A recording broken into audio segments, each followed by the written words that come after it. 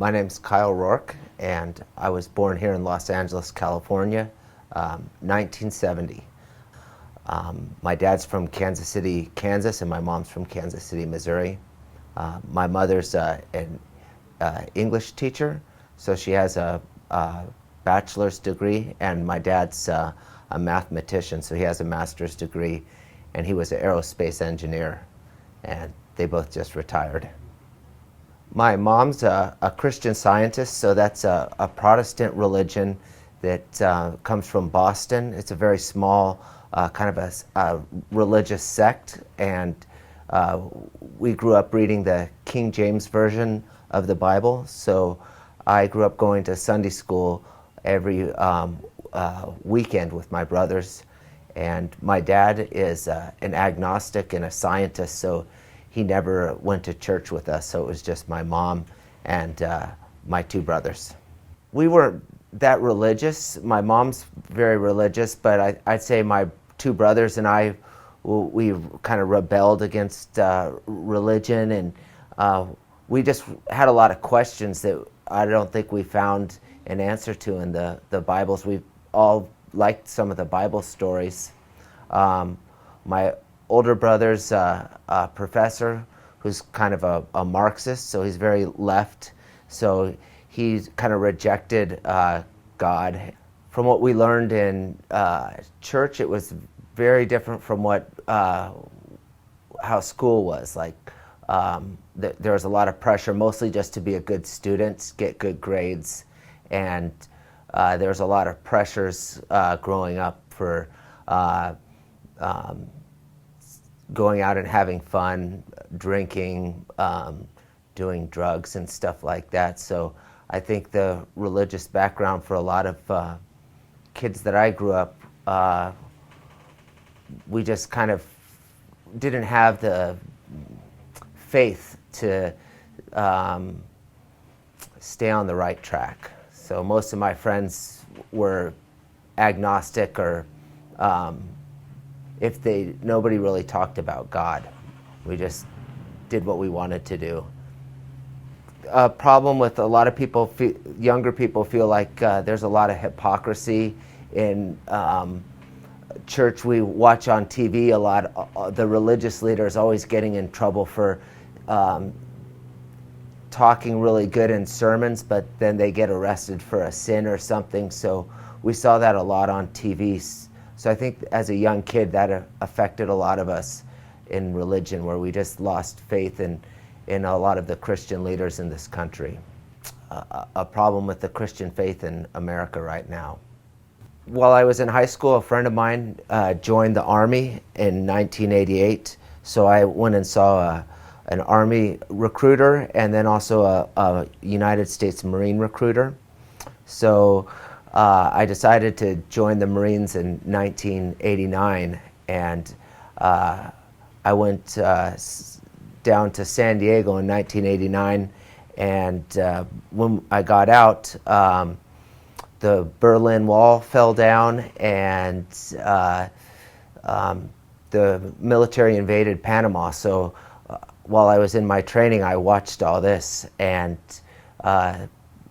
right as I was a new Marine, the first Iraq War broke out with Kuwait, so that had a big effect on me. I was in Japan during the time, but almost everybody I knew went over and had to fight in Kuwait, and I was 20 years old and 21 during the war. I worked on artillery, so I shot cannons. We're right behind the infantry, so the Marines' job is to be the first to go into battle. So like if we land on a beach, we'll go from the ship. I was in Japan, Hawaii, and Kentucky. And in Kentucky, I was switched over into the Army, and I was in helicopter warfare. So I flew in helicopters and shot cannons again, firing like maybe 4 miles away. So you don't see the target you load a big bomb in the cannon and you shoot it, kind of like a rocket. I was the second, like a sergeant, so I had one boss, and then I was in charge of 5 guys. Got in trouble drinking, and they sent me into a program, so I stopped drinking for most of the time into the military, and that was in 1990, and then I started back up in 1997, and I was under kind of a lot of stress with, I'd been married a couple times, and I ended up going back to drinking, and I lost my career in the military. I think it's kind of common for a lot of guys in the military. A lot of guys, when they go away, the girls get lonely and stuff, so it's a kind of a problem in the military. There's a lot of divorces in the United States military. You know, sometimes, a lot of times it's the guy's fault too, where he's making too much money and he's going out and having a girlfriend. I think that for a lot of people, you know, drinking in business it causes a lot of problems where they're not spending time with their family.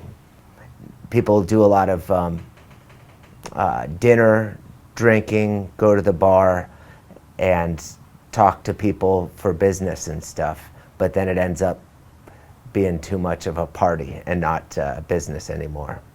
Some people, I do teach martial arts. I've studied martial arts for about 10 years, and I've studied Korean Hapkido. I have a black belt in Hapkido, and I've studied Brazilian Jiu-Jitsu. That's more of like a wrestling, grappling martial art.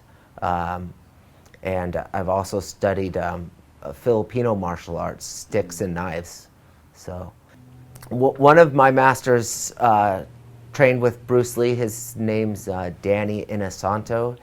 The Machado brothers, I've studied with them, and they trained Chuck Norris, who's kind of a famous martial artist. He had a TV show, Texas Ranger. So I never really heard too much about Islam, except my mother said, you know, Islam's a religion that was spread by the sword, and kind of people became Muslim because they had a choice, either convert or die. But besides that, I had a pretty neutral, I didn't dislike Islam, or I didn't know any Muslims.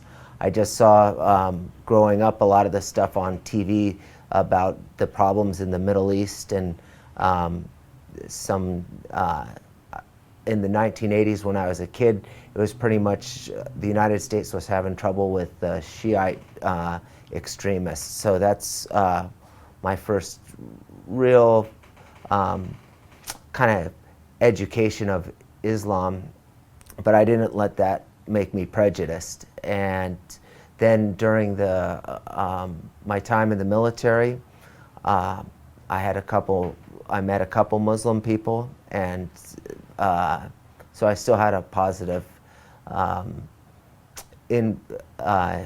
experience. And what I'd always heard was that, like, when Osama bin Laden came around, he was an extremist, and so I remember I was in college during 9/11, and I kind of worried about some of my Muslim friends, so I ended up telling them if they ever were scared or if anybody gave them a hard time, just they could come talk to me. So I built a good relationship with some Muslim people, and they told me, you know, a lot of the problems in the United States is a bad, kind of the media distorts Islam. And this one guy from Saudi Arabia told me that in Saudi Arabia it's a crime to curse God and to curse Jesus Christ. And he said, I hear a lot of Christians use bad language towards their own God and towards Jesus. And I thought about that, and I didn't know that, you know, even Jesus was a highly regarded prophet. So that was a really one of my first things where I started looking into Islam. I had bought a Quran and I read it a few times, and I started looking into Islam, and I talked to a couple people, and they gave me another Quran, and came down to this masjid 2 years ago, and a guy talked to me about Islam, said, I looked at my life and where I wanted to go, and Islam seemed to have a lot of the answers that I was looking for. I didn't really know too much, but I just had that feeling that this is something that I have to do. And I came to the masjid and told one of my friends, I want to become a Muslim. And he said, well, do you know all the things, the 5 pillars? And he went over them again. And I said, yes, I know. I've read them. I need to do this now. So it was Cuma. So I came in for the Cuma, and it was a really good Cuma. And after Cuma, I ended up doing the Shahada. And in my mind, I was the only Caucasian European brother in there, so I felt like, are these people gonna like me and accept me?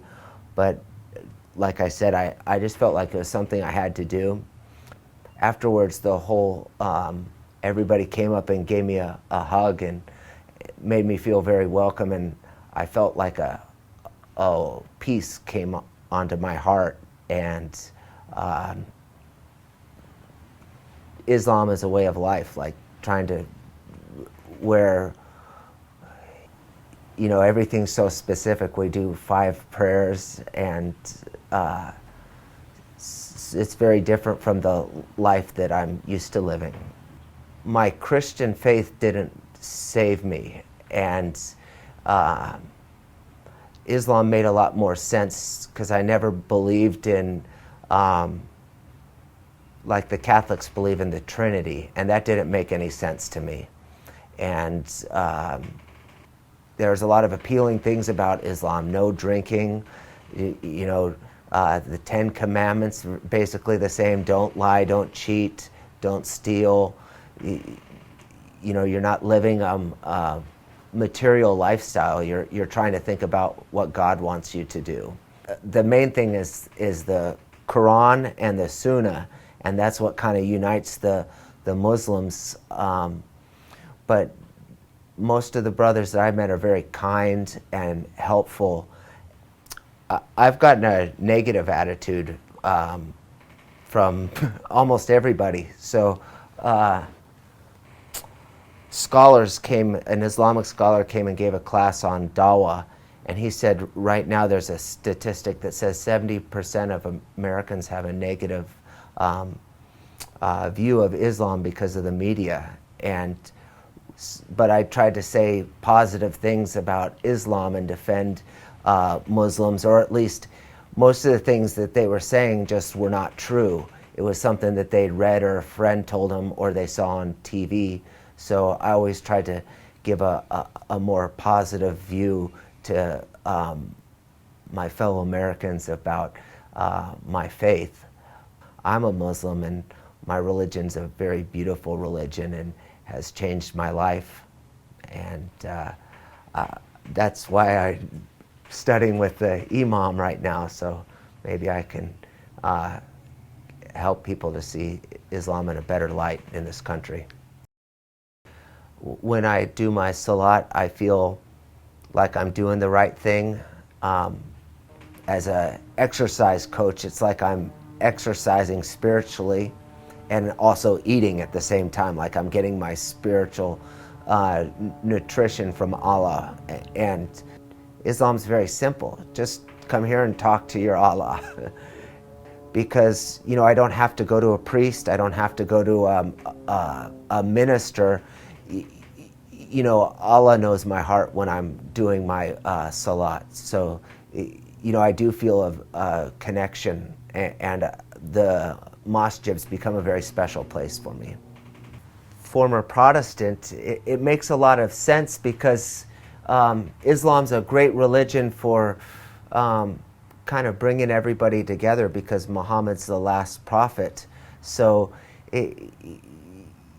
I think Islam could unite a lot of people, and like it's the religion of peace. So that appeals to me. That I believe it's the religion that has the ability to give people what they're really looking for in life, not material things, because people have all this money and they're not happy. And then on the other hand, if you're a selfish person, you're not very nice. So if you have a lot of stuff, you could give it to somebody else and you'll feel better. So I think that a lot of things about life, Islam has the answer. And giving to the poor is, I think, one of the most beautiful things. We go out every Friday and we feed non-Muslims, even though they're not Muslims. We give give food to the homeless people, and whether they're Muslims or not, because they're human beings. In my growing up, we always just kind of focused on taking care of our little group and not just somebody because they're a human being.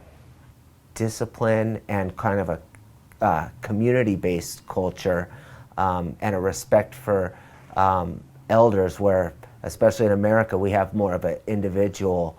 My impression is, I think in America we don't know enough about other cultures, and sometimes, like if we go to a country, we're just so used to being Americans, we might not show a lot of respect to people, and then we love our freedom so much we want to tell everybody about freedom, and sometimes there's a lot of bad things about freedom. Some of the ways that I think have been the internet is really helping a lot, because it's kind of a non-threatening way where you can get the information without, especially here in America, we've felt like we've been preached to so much, and what we've been told isn't we end up seeing what people say is not really their actions. So I think the internet would be really helpful, because you can read the information, you can go to an Islamic website or Facebook, and you can hear the exact opposite than what you'll see on the TV news. Muslims could reach out more to, mostly in America, get to know more Americans. There's a lot of opportunity with especially the financial problems. People are questioning the material lifestyle, and there's a big opportunity to give people some faith. A lot of Americans have problems with eating too much food, drinking, not being happy, divorce. So, if somebody could come up with a good way to show a solution without feeling like the person's being judged, I think that's a great way to spread Islam, spreading it as an answer to problems. Well, brother said that how he was telling me how Islam got spread to Indonesia was the people were so impressed by the way that Muslims did business. They weren't cheated, and they were treated very kindly by the Muslims, and they were consistent. They were always, so it wasn't what they said, but it was the interaction and the kindness and the fairness in the way the Muslims did business, and the way they lived their life was appealing. So, a very knowledgeable person in Islam, and going out and talking to people, sharing the faith, but probably the most important is like doing the fair business and being honest. And I'd just like to thank them for like being the people that have kind of kept hold of the light for us here in America. So if it wasn't for all the people keeping the hold of their faith through the challenges, we wouldn't have the opportunity to become Muslims here in America. So I'd just like to inspire all the brothers and sisters in Turkey to think about us here in America and pray for us. And I hope that we can find more ways to communicate and to grow stronger together.